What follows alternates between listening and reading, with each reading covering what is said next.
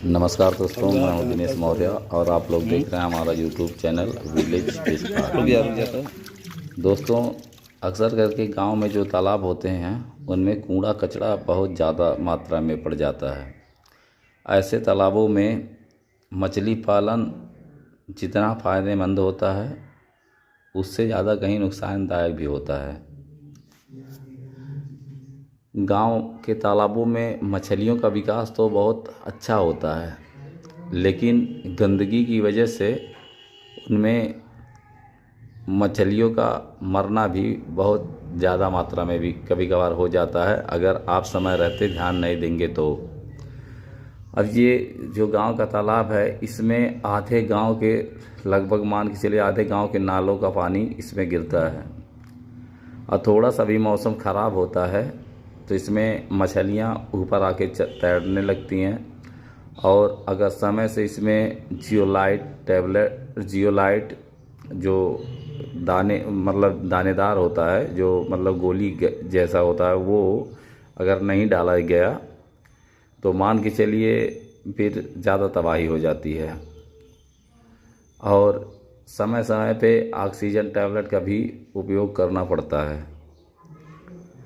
इसी की वजह से इसमें मछलियाँ बचती हैं और बहुत बढ़िया विकास भी करती हैं। अगर थोड़ी सी भी लापरवाही होती है तो मछलियाँ कब मर के पूरा सब किनारे लग जाएंगी, इसका कोई समय नहीं है। आप लोग देखेंगे कि इसमें बहुत ज़्यादा कचरा है इस तालाब में, और कचरे की वजह से मछलियों का विकास भी होता है और मछलियाँ मरती भी हैं। तो मैं इसमें समय समय पर एक महीने पे कम से कम 15 से 20 केजी जियोलाइट का उपयोग करता हूँ।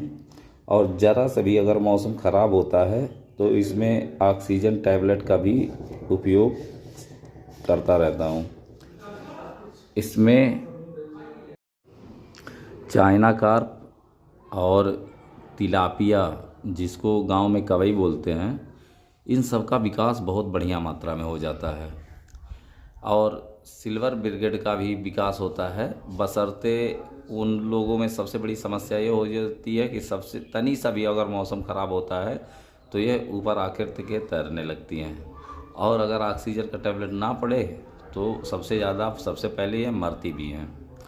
तो ऐसे तालाबों में सबसे ज़्यादा मात्रा में अगर कोई भी मछली डाली जाए तो वह मान के चलिए चाइना कार्प और या तिलापिया, जिसको गांव में कवई बोलते हैं, यह ज़्यादा मात्रा में डालना चाहिए।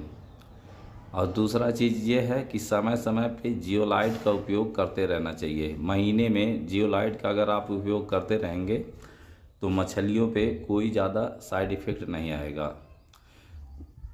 अब इन सब तालाबों में तो भोजन डालने की आवश्यकता नहीं होती है ज़्यादा, जैसे और तालाब जो गांव के बाहर जो तालाब खुदवाया हुआ होता है तो उसमें आदमी को ज़्यादातर खली और बरान वरान का उपयोग करना पड़ता है। तो इन गांव के तालाबों में यही चीज़ नहीं होता है कि जैसे अभी इस तालाब में तो खली या बरान ये सब उपयोग नहीं करना रहता है, लेकिन दवा का उपयोग तो बराबर करना है, क्योंकि अगर दवा से आप चूके तो मान के चलिए फिर मछलियों को बचाना बहुत ही मुश्किल हो जाएगा।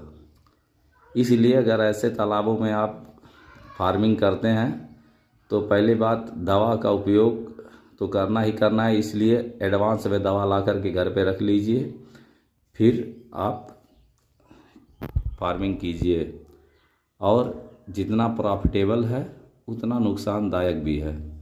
तो ऐसे में आप लोगों को अगर इस प्रकार के तालाबों में फार्मिंग करना है तो जियोलाइट और ऑक्सीजन टैबलेट ज़रूर यूज कीजिए। और बिना इसके उपयोग के आप मछलियों को बचा नहीं सकते हैं, जिससे में कि अगर आप उपयोग नहीं करेंगे तो कब आपका पूरा भर्ती इसमें डूब जाएगा, इसको कहा नहीं जा सकता।